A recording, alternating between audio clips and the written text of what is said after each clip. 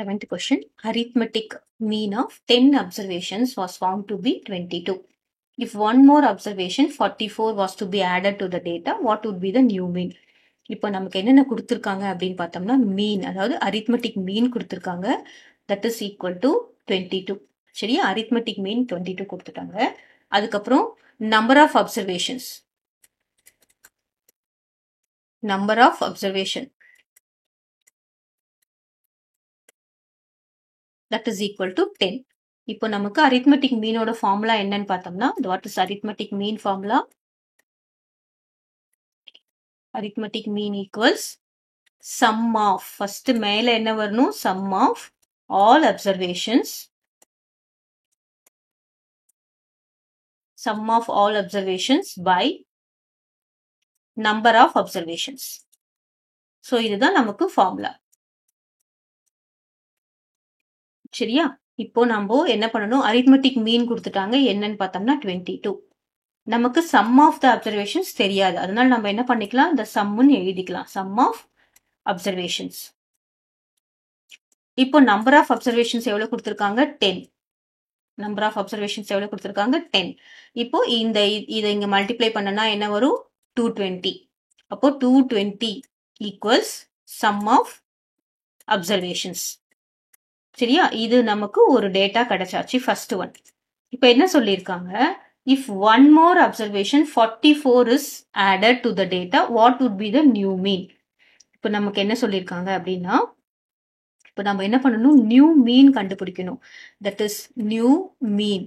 அதுக்கு நம்ம என்ன சொல்லியிருக்காங்க பார்த்தீங்கன்னா, சம்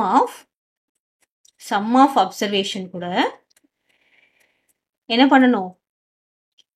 44 ஆட் பண்ணணும். சரியா? சம் ஆஃப் அப்சர்வேஷன் கூட 44 ஆட் பண்ணணும். டிவைடட் பை, இப்போ டோட்டல் நம்பர் ஆஃப் அப்சர்வேஷன் என்ன வரும்? இது வந்து எவ்வளோ? 10 பிளஸ் இது வந்து 1. புதுசா இன்னொன்னு ஆட் பண்றோம்ல நம்ம.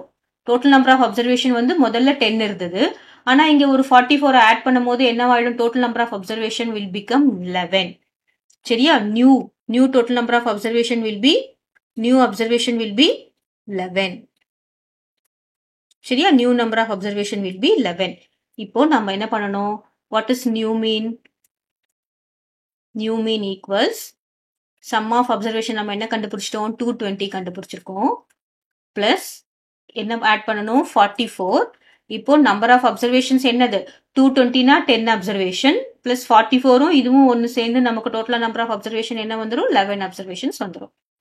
சரியா? இப்போ நம்ம 220 பிளஸ் 44 ஆட் பண்ணா என்ன வரும் பாருங்க? 462, 264. That is equal to 264 by 11. 264 11ஆல divide பண்ணா 2, 22, 4, 44, 4, 44. So what is the new mean? New mean equals 24. புரிஞ்சுதா? இதுல நிறைய பேர் என்ன மிஸ்டேக் பண்ணுவாங்க அப்படின்னு பார்த்தோம்னா, இங்க 11 போடாம என்ன பண்ணிடுவாங்க? 10 போட்டுருவாங்க.